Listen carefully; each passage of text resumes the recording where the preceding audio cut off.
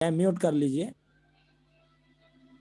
तो आज हम जो राशियों के बारे में हम जान रहे थे, राजसिक रजोगुणी प्रवृत्ति की राशियां कौन कौन सी है, सात्विक कौन कौन सी है, और तमोगुणी प्रकृति की कौन कौन सी राशियां हैं, ये हमने जाना था। तो एक बार थोड़ा सा इसको चर्चा करते हुए हम आगे बढ़ेंगे। तो ये जो रजोगुणी राशि याद करने का जो ट्रिक है वो सरल ट्रिक है। मंगल मेष और वृश्चिक राशि का स्वामी है, इसका वर्ण है लाल। और वृष राशि और तुला राशि, ये जो है दो, मंगल और शुक्र, ये रजोगुणी प्रकृति के हैं, ऐसा जानना चाहिए। अर्थात मंगल की राशि और शुक्र की राशि, जो चार राशियां हैं, ये रजोगुणी प्रकृति की राशि जानना चाहिए। अब उसके बाद तमोगुणी प्रकृति के राशि कौन कौन सी है, इसे याद करने का ट्रिक है। अर्थात पिता पुत्र का जो राशि है, पिता सूर्य का राशि है सिंह, और पुत्र का राशि है शनि, मकर और कुंभ। और कन्या राशि का स्वामी अधिपति राहु भी है, बुध भी है। तो ये कन्या राशि, राहु तामसिक ग्रह जो इसका अधिपति होने के कारण, ये चार राशियां, सिंह राशि, कन्या राशि, मकर और कुंभ राशि, ये तमोगुणी राशियां जाननी चाहिए। ये तुरंत याद हो जाए। अब अभी आप लोगों को कक्षा समाप्त हो जाएगा तो मैं पूछूंगा। और सात्विक राशि, सात्विक राशि में हम लेंगे चंद्रमा की राशि कर्कट राशि, और देवगुरु बृहस्पति की राशि जो है धनु और मीन राशि का अधिपति है, मालिक है, स्वामी है। और बुध जो ग्रह है नैसर्गिक शुभ ग्रह है, शुभ ग्रहों के साथ बैठेगा तो शुभ, और पाप ग्रहों के साथ बैठेगा तो पापी होगा। तो मिथुन राशि का अधिपति मात्र बुध, शुद्ध रूपेण बुध है, इसमें अन्य ग्रह नहीं है। तो ये चार राशियां सात्विक राशियां हैं। आपको पूछा जाएगा सात्विक राशियां कौन कौन सी, सीधा याद कर लीजिए।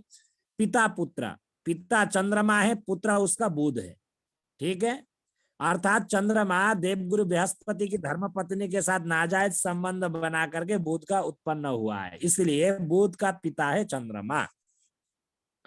ये भी पिता पुत्र और देवगुरु बृहस्पति, ये सात्विक राशियां आपको तुरंत याद हो जाएगा, ठीक है। किसी को कठिनाई नहीं होनी चाहिए, ध्यान पूर्वक सुनेंगे तो तुरंत याद हो जाएगा।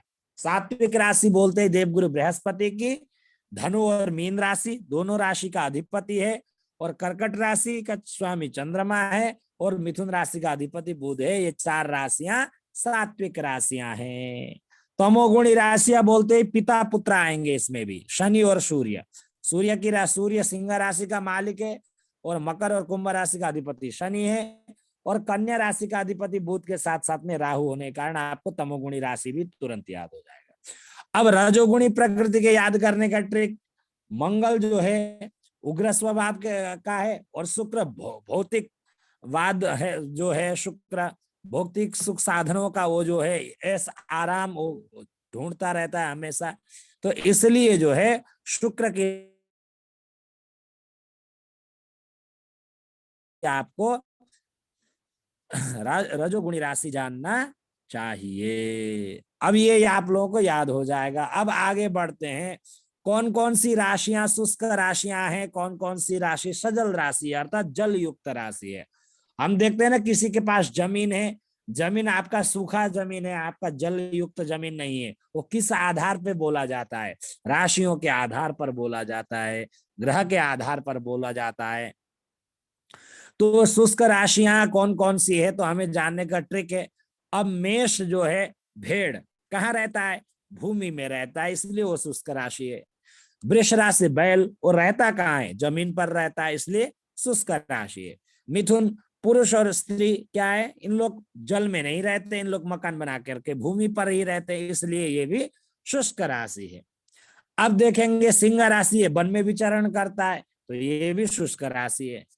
और कन्या, कन्या भी घर में ही रहती है, इसलिए यह भी शुष्क राशि। अब धनु, घोड़ा और मनुष्य का आकृति बना है, सीधी सी बात है, ये भी शुष्क राशि, क्योंकि ये कभी भी, घोड़ा भी जल में नहीं रहता है, मनुष्य भी जल में नहीं रहता, वो भूमि पर रहता है। तो शुष्क राशि बोलते ही आपको राशि का स्वरूप याद करिए, तुरंत याद हो जाएगा।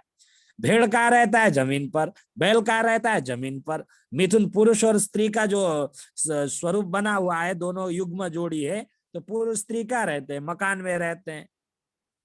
शेर कहाँ रहता है? जंगल में रहता है, शुष्क राशि है। कन्या भी शुष्क है और धनु राशि भी शुष्क राशि है, आपको तुरंत याद जाए। अब जल सजल राशि, तो सजल राशि बोलते हैं कर्कट राशि। कर्कट, केकड़ा कहाँ रहता है? जल में रहता है, ठीक है। अब तुला अर्थात तराजू, तराजू में हम दूध भी क्या लिक्विड पदार्थ भी तोलते हैं, है कि नहीं? तो लिक्विड पदार्थ भी तोलते हैं, तो तुला राशि को हम सजल राशि के रूप में जानेंगे। और वृश्चिक राशि एक जो है मगरमच्छ का छोटा भाई, ये तो लेकिन जल में नहीं रहता है, लेकिन मगरमच्छ का छोटा भाई, ऐसा याद करने का ट्रिक मैंने बताया हूं। तो मगरमच्छ का छोटा भाई वृश्चिक राशि, ये भी सजल राशि के रूप में जानना चाहिए। मकर राशि, मगरमच्छ का रहता है, पानी में रहता है। कुंभ, घड़े में, कुंभ का तात्पर्य होता है घड़ा, घड़ा में जल तो रखते ही रखते हैं। और मीन, जल में तो रहती है। मछली जल की रानी है, जीवन इसका पानी है, सब लोग पढ़े हैं। तो आप लोगों को सजल राशि भी याद करने का ट्रिक यह है, केकड़ा जल में रहता है, तो तराजू में भी हम क्या है कि तैलीय पदार्थ तोलते हैं, इसलिए वो भी सजल राशि है। वृश्चिक राशि मगरमच्छ का छोटा भाई, आपको थोड़ा सा याद करने में ये थोड़ा सा संकोच लगेगा। वृश्चिक राशि जल में नहीं रहता है, लेकिन सजल राशि के रूप में जाना रह जाता है, ये याद करना है। अब और मगरमच्छ जल में रहता है, घड़ा, कुंभ में घड़े में जल रखते हैं। और मीन राशि, तो जल, मीन का तात्पर्य होता है मछली, तो जल में रहती है। तो ये भी आपको याद हो जाएगा, सभी को याद हो जाएगा ये ट्रिक। कोई कठिनाई लगा किसी को? जी गुरुजी, हो जाएगा। जी गुरुजी, हो जाएगा। जी गुरुजी। बस आपको थोड़ा सा दिमाग लगाना है, सोचना, रटने की आवश्यकता नहीं पड़ेगी आपको। अब हम आगे बढ़ते हैं। अब ये ग्रहों की अवधि, अर्थात कौन सा ग्रह किस राशि पर कितने दिन रहता है। तो ये जो ब्रह्मांड है, 360 डिग्री में जो है ब्रह्मांड है, अब ये 12 हिस्सों में बांटा गया है। तो इस प्रकार से नवग्रह घूम रहे हैं, ठीक है। तो इस कक्षाओं में घूम रहे हैं, तो इस प्रकार से 12 भागों में बैठा है। तो सबसे दूर में जो ग्रह है वो शनि है। तो शनि जो गति करेगा, ये डिस्टेंस अधिक होने के कारण वो विलंब से, बृहस्पति थोड़ा सा कम डिस्टेंस उनको होगा। फिर दूसरा देखिए, राशि का जो भाग उसको थोड़ा कम मिलेगा। इस प्रकार से ग्रह विचरण करते हैं। तो इसलिए ग्रहों को किसी को समय कम लगता है, किसी को अधिक लगता है। अब ये हम जानते हैं, मासम शुक्र बुधादित्याः, अर्थात जो एक राशि का जो भाग है 12 भागों में विभक्त किया है, वृष राशि, ऐसे मिथुन राशि, ऐसे कर्कट राशि, ऐसे सिंह राशि, ऐसे कन्या राशि, ये जो राशियां हैं, 12 राशियां जो ब्रह्मांड में हम 12 भाग करेंगे, कौन सा ग्रह कितने दिन में भोग करता है, इसके विषय में आपको सरलता से याद करने का ट्रिक भी आप लोग समझें। तो सबसे जो ये राशियों का जो भाग है, 12 भाग किया है, 1 2 3 4 इत्यादि, ठीक है। अब इसमें सबसे अधिक दूर जो ग्रह है वो है आपका शनि।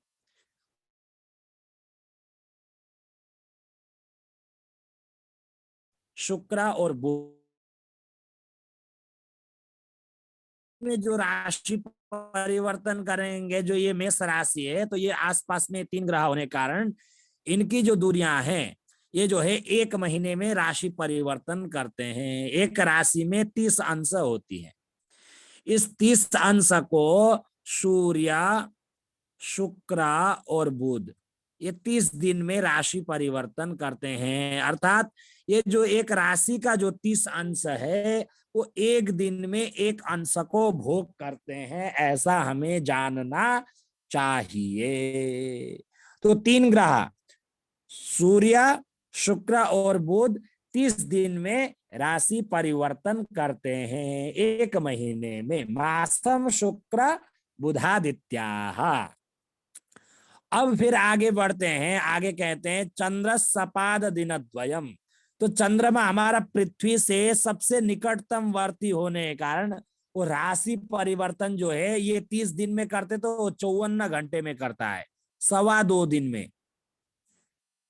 ठीक है, 2.25 दिन में, एक दिन में 24 घंटे होंगे, 2 दिन में 48 घंटे होंगे, और 2.25 दिन, अर्थात एक दिन का 4 भाग करेंगे, एक अहोरात्र 24 घंटे का 4 भाग करेंगे तो 6 घंटे का 1 भाग होगा। तो अर्थात 48 घंटा और 6 घंटा हम जोड़ेंगे तो 54 घंटा होगा। तो चंद्रमा एक राशि से दूसरे राशि में राशि परिवर्तन करता है 54 घंटे में। सबसे कम समय में राशि परिवर्तन करने वाला जो ग्रह है वो चंद्रमा जानना चाहिए। चंद्रमा के बाद सूर्य, शुक्र और बुध, ये 30 दिन में 30 अंश को भोग करते हैं। चंद्रमा 2.25 दिन में 30 अंश को भोग करता है। तो इतना सभी को क्लियर हो गया? जी गुरु जी। जी गुरु जी। जी, आगे बढ़ते हैं। अब जो मंगल जो ग्रह है भौमस त्रिपक्षम, और मंगल जो ग्रह है थोड़ा इन लोगों से दूर में है, तो ये 3 पक्ष अर्थात 45 डेज में राशि परिवर्तन करता है मंगल ग्रह। एक राशि में जो 30 अंश है, इस 30 अंश को वो 45 दिन में भोग करता है। ठीक है, भौमस त्रिपक्षम जीवोब्दम, और देवगुरु बृहस्पति भौम मंगल से भी दूर है, तो वो राशि परिवर्तन करने में 13 महीना लगाता है। कहीं कहीं 1 साल लिखा रहता है, कहीं कहीं 13 महीने लिखा रहता है। जीवोत्तम अर्थात देवगुरु बृहस्पति एक राशि से दूसरे राशि परिवर्तन करने में 13 महीना लगाता है, ऐसा हमें जानना चाहिए। इसी 30 अंश को 13 महीने में भोग करता है, अर्थात चलता है। और शनि जो ग्रह है सार्धवर्षद्वयम शनि, अर्थात 2.5 साल में 30 महीने होते हैं। 1 साल में 12 महीने, 2 साल में 24 महीने, और 2.5 साल में जो आधा महीना होगा 24 में 6 जोड़ देंगे तो 30 महीना होगा। अर्थात शनि सबसे विलंब से 30 अंश को 1 महीने में 1 अंश को भोग करता है, और 30 महीने में 30 अंश को भोग करता है। तो 30 महीने में 2.5 साल होती है, इसलिए ढैया कहते हैं। तो सभी को समझ में आ गया? सबसे विलंब से भोग करने वाला शनि, और उसके बाद राहु केतु के बारे में भी दिया है। सार्धमेकंतु वत्सरम, राहु केतु वास्तव में पिंड ग्रह नहीं है ब्रह्मांड में, वो छाया ग्रह है, वो परछाई ग्रह है।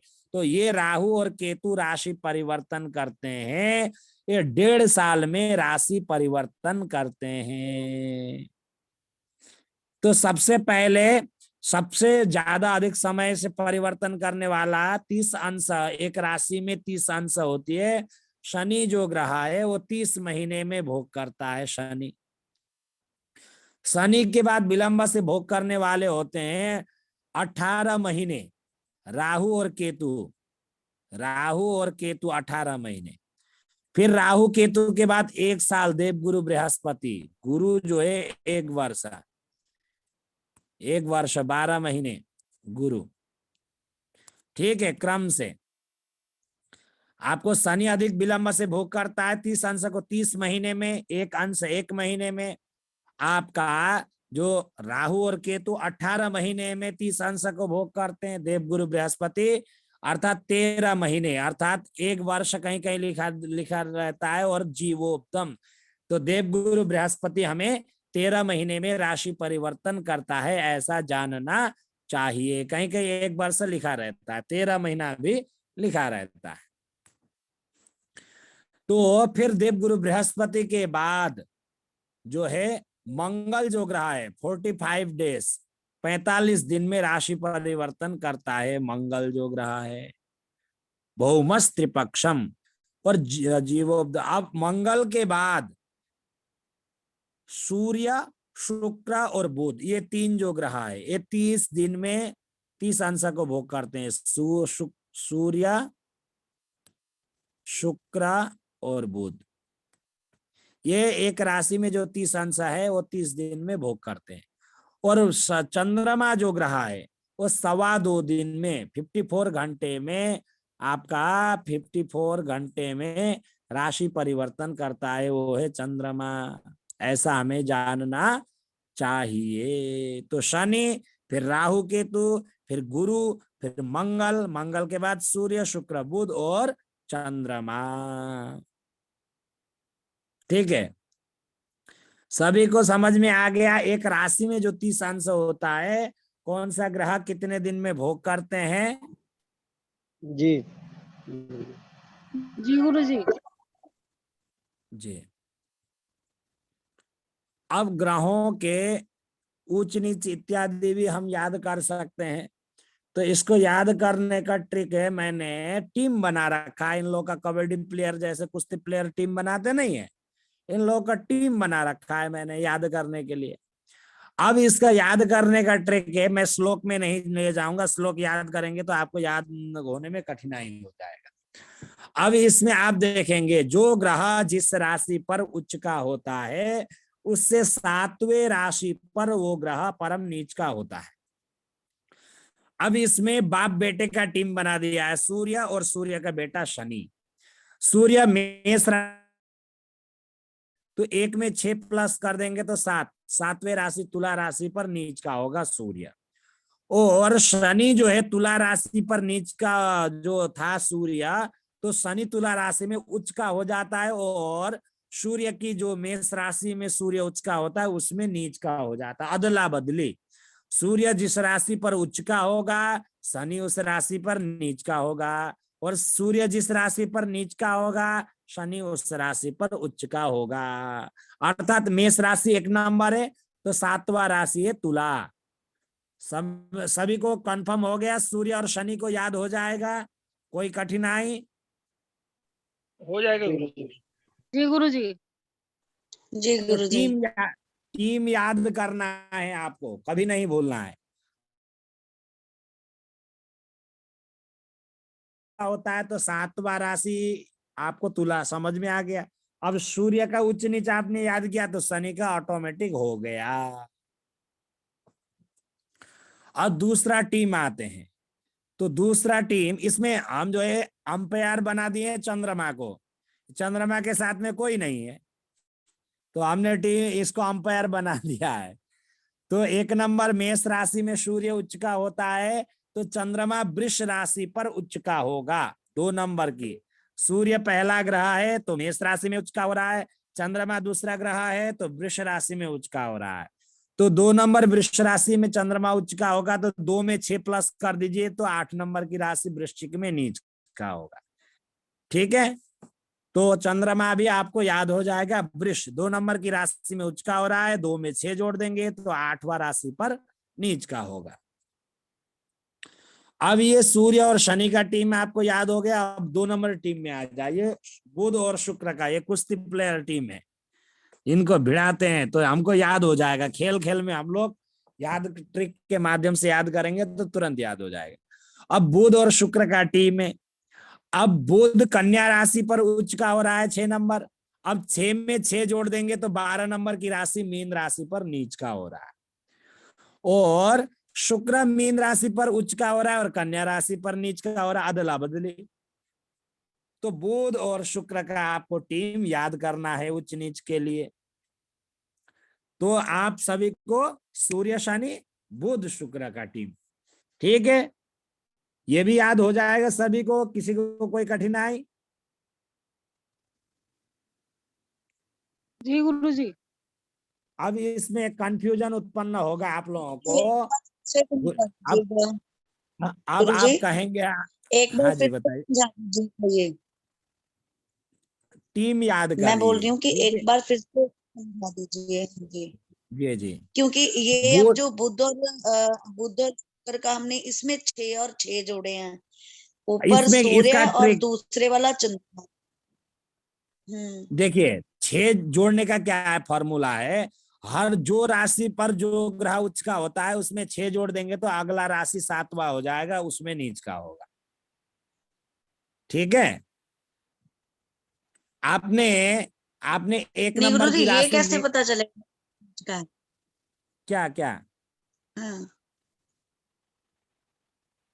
अब ये किसी का ये हमको कैसे हमें मालूम होगा कि ये जो है मतलब के 7 उस पे जोड़ने पे जो 7वां है वो नीच का हो गया? वो हमारा ट्रिक है। वो क्या कि 6 याद करेंगे, जैसे कि वो समझ एक में नहीं में आया है, मुझे। ये इधर सुनिए। मान लीजिए सूर्य 1 नंबर की राशि पर यहाँ बैठा है, ठीक है। हेलो। अब 1 नंबर की राशि पर बैठा है तो 7वां राशि कौन सा होगा? तो 1 में 6 जोड़ेंगे तो 7वां राशि 7 नंबर आएगा कि नहीं आएगा संख्या? जी गुरु जी, आएगा आएगा। ये 6 जोड़ने का गुरुजी कारण क्या मेष है कि लगन आप, गुरुजी मेष लगन की कुंडली बना दीजिए, उसपे आप ये डिस्प्ले कर दीजिए, जल्दी समझ में आ जाएगा। ये देखिए सूर्य मेष राशि पर उच्च का होकर के बैठेगा। अब इससे 7वां घर आप गिनेंगे तो 1 2 3 4 5 6 7 ऐसा गिनने से अच्छा है 1 में 6 प्लस कर दीजिए तो 7वां घर समझ में आया कि नहीं आया? नहीं सर, ये सूर्य को यहाँ पे सर लगन में बैठा दीजिए तो थोड़ा सा कम से हो जाएगा, 1 2 3 4 5 12, तो जल्दी समझ में आ जाएगा। वो कोई बात नहीं है, जो भी ग्रह, जैसा कि जो ग्रह जहां बैठा हो उससे 7वें राशि पर नीच का होगा जो उच्च का होगा। मान लीजिए यहाँ चंद्रमा बैठा है 2 नंबर की वृष राशि पर। अब ये 2 नंबर में उच्च का होकर के बैठा है तो 7वां राशि कौन सा होगा? तो 7वां राशि आप 2 3 4 5 6 7 8 ऐसे गिनते रहेंगे तो झमेला होगा ना। अब 2 नंबर की राशि है, 2 में 6 प्लस कर दीजिए, 7वां राशि अपने आप 2 में 6 प्लस करेंगे तो 8। 7वें राशि कौन सी हुई? 8। ये 8 नंबर की वृश्चिक राशि होगी। गिनेंगे 1 2 3 4 5 6 7, हुआ कि नहीं हुआ? जी समझ में आया कि नहीं आया? जी गुरु जी। आया गुरु जी, आया। आपको बोल दिया गया। मान लीजिए कन्या 6 नंबर की कन्या राशि पर बुध उच्च का होगा। अब नीच का कौन सी राशि पर होगा? 6 में 6 प्लस कर दीजिए तो 12 आ जाएगा, तो 12 नंबर की राशि पर नीच का होगा। तो गिनिए 1 2 3 4 5 6 7, ये 7वां पढ़ा कि नहीं पढ़ा? 6 जोड़ने का प्रयोजन है वो 7वां राशि आपको ज्ञान हो जाए, ठीक है? जी गुरु जी। ठीक है नीतू शर्मा जी। जी गुरु जी। ठीक है गुरु, ठीक है। वो अपना अपना ट्रिक है, अपने तरफ से याद करने के लिए कैसा भी करें, आपको आपको सरलता हो जाए। अब मान लीजिए 7 नंबर की तुला राशि में शनि भी जो है उच्च का होगा बैठ बोले हैं। अब इसमें 7 नंबर में बैठा है, 7 में 6 जोड़ेंगे तो कितना होगा? 13 होगा। 13 का तात्पर्य 12 ही राशि होती है, तो 13 का तात्पर्य एक मेष राशि जानना चाहिए। यह 7 हो रहा है तो 7 में आप 6 घटा दीजिए, 7 में 6 घटा देंगे तो 1 बचेगा। एक ही बात है। 13 होगा तो आपको मेष राशि जानना चाहिए, 7 में 6 घटा दीजिएगा तो 1 बचेगा, या मेष राशि आप जाने, जैसा भी आपको सरलता हो। ठीक है गुरु जी। चलिए अब आपने टीम जाना बुध और शुक्र का। अब इसमें ध्यान देने वाली बात यह है, कन्या राशि जो है इसमें 30 अंश होती है, हर राशि का हमने जाना था। ये बुध का भेद है। ये बुध जो होता है 0 अंश से लेकर के 15 अंश तक उच्च का होता है कन्या राशि पर, और 15 अंश एक कला से लेकर के 20 अंश तक मूल त्रिकोण होता है, और फिर 20 अंश एक कला से लेकर के 30 अंश तक स्वराशि का होता है, अर्थात अपना घर का मालिक होता है। तो ये 0 अंश से लेकर के 15 अंश के बीच में बैठा है कन्या राशि पर बुध, तो आपको देखना होगा वो परम उच्च का होकर के बैठा है। 15 अंश एक कला से लेकर के 20 अंश के बीच में बैठा है तो मूल त्रिकोण राशि होगा। वो पूर्ण, उसमें देखिए उच्च का होगा तो पूर्ण बलशाली होगा, उससे मूल त्रिकोण में होगा थोड़ा उसमें पावर घट जाएगा, 100% में आ जाएगा, फिर आपका 66% आ जाएगा मूल त्रिकोण में। और स्वराशि का होगा तो 33% बलशाली होगा। स्वराशि में 33% बलशाली होगा, मूल त्रिकोण में 66% बलशाली होगा, और आपका उच्च का होगा तो 100% बलशाली होगा। ठीक है, तो आपको यह भी ध्यान रखना है बुध का 3 भेद है। बुध कन्या राशि में स्वराशि का भी होता है, मूल त्रिकोण का भी होता है, और उच्च का भी होता है। गुरुदेव स्वराशि का कितना % फल देगा? स्वराशि का 33%। वो बलशाली होता है, समझ रहे हैं।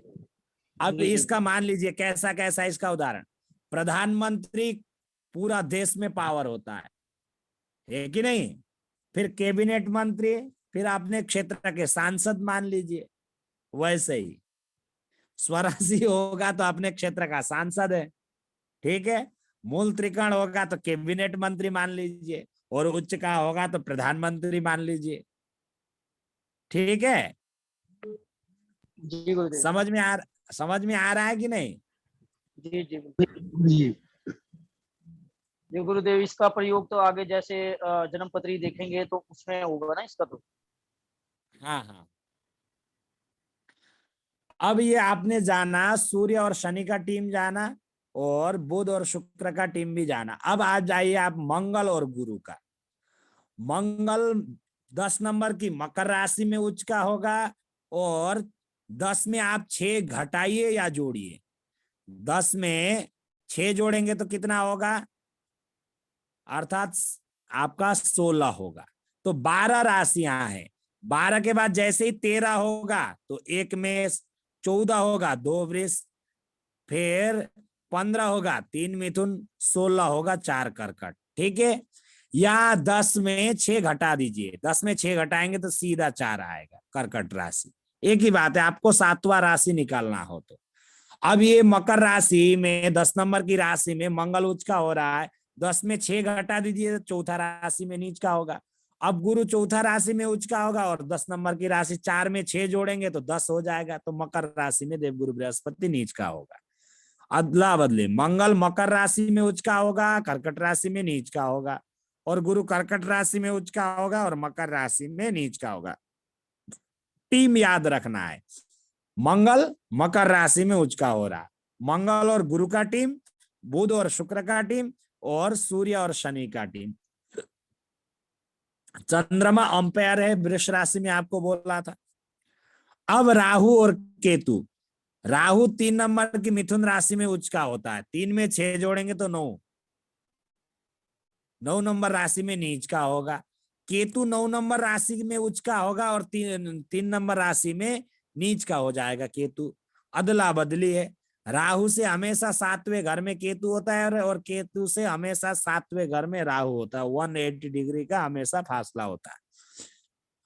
अब देखिए, राहु मिथुन राशि में उच्च का हो रहा है, तो 3 नंबर मिथुन राशि है, 3 में 6 जोड़ेंगे तो 9 नंबर की धनु राशि। अब केतु 9 नंबर की धनु राशि में उच्च का हो रहा है, तो 3 नंबर की मिथुन राशि में नीच का होगा, ऐसा जानना चाहिए। अब इसके अंश का याद कराने का ट्रिक है, वो मैं आपको वो भी बता दूंगा, ठीक है। तो ये राशि उच्च नीच याद हो जाएगा। टीम सबसे पहले अंपायर कौन है, चंद्रमा है, चंद्रमा। ठीक है। वृष राशि में उच्च का हो रहा है, मेष राशि में सूर्य उच्च का हो रहा है, तो 1 में 6 जोड़ेंगे, 7 नंबर तुला राशि में नीच का हो रहा है। और शनि का टीम, कुश्ती प्लेयर टीम कौन है, शनि है, तो शनि तुला राशि में उच्च का होगा और मेष राशि में नीच का होगा। और अंपायर कौन है, ठीक है, उच्च का हो रहा है, तो 2 में 6 जोड़ेंगे तो 8 नंबर वृश्चिक राशि में नीच का हो रहा है, ठीक है। अब दूसरा टीम है बुध और शुक्र का टीम है। बुध 6 नंबर की कन्या राशि में उच्च का हो रहा है, 6 में 6 जोड़ेंगे तो 12 नंबर में नीच का हो रहा है, और शुक्र 12 नंबर का उच्च का हो रहा है, 6 टीम में। मंगल 10 नंबर की मकर राशि में उच्च का हो रहा है, 10 में हम 6 माइनस करेंगे तो 4 नंबर की कर्कट राशि में नीच का हो रहा है, और गुरु 4 नंबर कर्कट राशि में उच्च का हो रहा है, 4 में फिर 6 जोड़ देंगे तो 10 नंबर की मकर राशि में नीच का हो रहा है। ये तीसरा टीम भी आपको मालूम हो गया, याद हो गया। अब चौथा टीम है राहु और केतु का। राहु 3 नंबर मिथुन राशि में उच्च का हो रहा है, 6 नंबर में नीच का, 6 जोड़ेंगे 3 में तो 9 नंबर की धनु राशि में नीच का हो रहा है, और केतु धनु राशि में उच्च का हो रहा है, तो 9 में से 6 माइनस कर देंगे तो 3 नंबर की मिथुन राशि में नीच का हो रहा है। तो चलिए, उच्च नीच के बारे में पूछा जाए, किस किस को याद हो गया बताइए, टीम, कुश्ती प्लेयर का टीम, अंपायर वगैरह। जी गुरुजी। जी हो गया। गुरुदेव याद हो गया। गुरु जी याद हो अब गया। मैं अगर ये आपको मैं श्लोक में घुमाता ना, ये श्लोक में कभी याद नहीं होता है, 6 महीने में भी मुश्किल, फिर भूल जाए। रविर मेषे तुले नहीं जो वृषे चंद्रस्तु वृश्चिके भूमश्च नक्रे करके च स्त्रिया सौम्यो जशे तथा गुरु करके च नक्रे च मीने कन्या सितस्जे मंदस तुलायाम मेषे च कन्या राहु गृहस्य च राहु युग्मे च चावे च तमोवत केतुजम फलम। ये श्लोक में आपको नहीं उलझाया हूं मैं, समझ रहे हैं बात को? जी ये गुरुजी। यार आपको आपको 60 सेकंड ध्यान पूर्वक मन लगाएंगे तो तुरंत याद हो जाएगा ये। बस आपको टीम याद करना है और एक पहला याद करना है, सूर्य मेष राशि में उच्च का हो रहा है, ये सूर्य का टीम। चंद्रमा वृष राशि में उच्च का हो रहा है, राहु मिथुन राशि में उच्च का हो रहा है, मंगल मकर राशि में उच्च का हो रहा है, बुध कन्या राशि में उच्च का हो रहा है। बस ये 4 याद कर लीजिए, सूर्य मेष, चंद्रमा वृष, राहु मिथुन और कर्कट में गुरु याद कर लीजिए। या तो गुरु कर्कट में याद करेंगे तो आपका मंगल अपने आप ही वो याद हो जाएगा। फिर उसके बाद आ जाइए बुध का कन्या राशि में, ठीक है? तो आपको टीम याद करना है, सूर्य शनि का टीम है, गुरुजी। बुध शुक्र का टीम है, मंगल गुरु का, राहु केतु का और चंद्रमा। गुरुजी सिंह राशि में और मकर राशि में दोनों में क्यों नहीं होता है? वो मकर राशि और सिंह राशि में ऐसा नहीं होता है, ऋषियों ने जाना है, उन्होंने अनुभव किया है, ठीक है? ऋषियों ने साधना के बल पर उन्होंने देखा ब्रह्मांड में ग्रह का स्थिति वैसा, जब ये ब्रह्मांड में घूम रहे हैं तो उस समय वो ग्रहों का उस राशि में जाने से जो उन लोग को पढ़ने वाली जो राशि, मतलब जो क्या कहेंगे हम, प्रकाश, वो प्रकाश जो है धीमा नहीं हो रहा है, ठीक है? जी वो गुरुजी। प्रकाश सही प्रकार से पहुंच रहा है नक्शे में, इसलिए उसको कहा है। समझ में आया कि नहीं आया? जो ब्रह्मांड है, जो सिंह राशि का भाग है, उस भाग में जब ग्रह आते हैं तो उनका प्रभाव में कमी नहीं आता है, तो इसलिए जो होता है उसको वो चीज कहा गया है। अब मान लीजिए उल्लू जो होता है उसको रात में दिखाई देता है, उसको कोई प्रभाव ही नहीं है अंधकार का, और दूसरों को प्रभाव होता है, हम लोग दिखाई नहीं देता है, तो प्रभावों से मुक्त हैं। तो आप मान लीजिए वो 2 राशियों में भी ग्रह का जो प्रभाव होता है, जो ग्रह की जो वहां से किरणें निकलती है, जो वहां से तरंग इत्यादि जो निकलता है, जो प्रकाश निकलता है, तो वो मानव जीवन में जो है तो उस राशि पर होने पर उन लोगों का ग्रहों का जो है निस्तेज नहीं होते हैं, ग्रह अपना जैसा था वैसे ही वो प्रदान करते हैं, इसलिए, ठीक है? जी गुरुजी।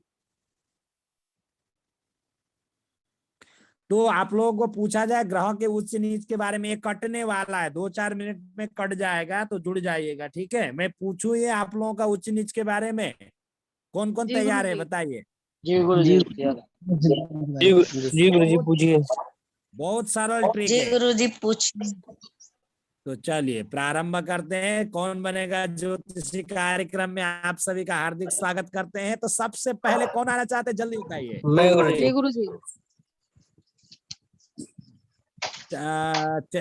सुमित शुक्ला जी, तो जी आपका गुरुजी। पहला प्रश्न है, आप बताइए मंगल ग्रह का कुश्ती प्लेयर टीम कौन कौन से हैं? मकर और आपको कर्क। टीम बताना है, फिर राशि तो पूछूंगा। टीम मकर हाँ, गुरुजी। मंगल के हाँ गुरुजी। टीम याद करिए पहले, मंगल के साथ कौन सा ग्रह का टीम बनाया था? गुरु का बनाया था गुरुदेव। गुरु का।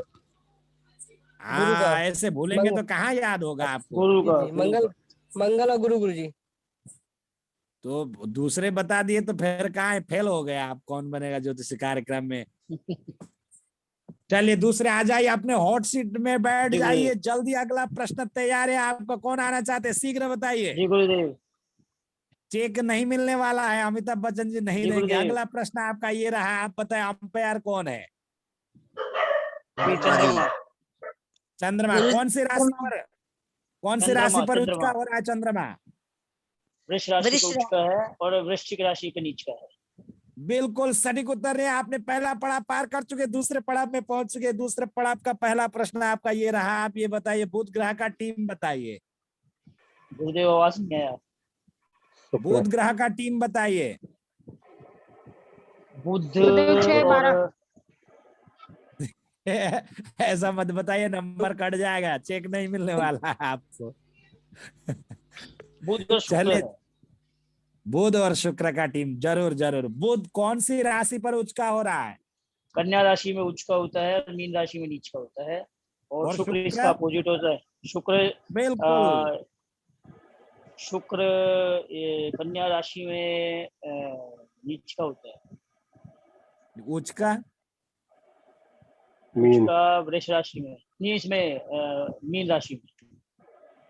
इतना मत घबराइए, काहे को घबरा रहे हैं।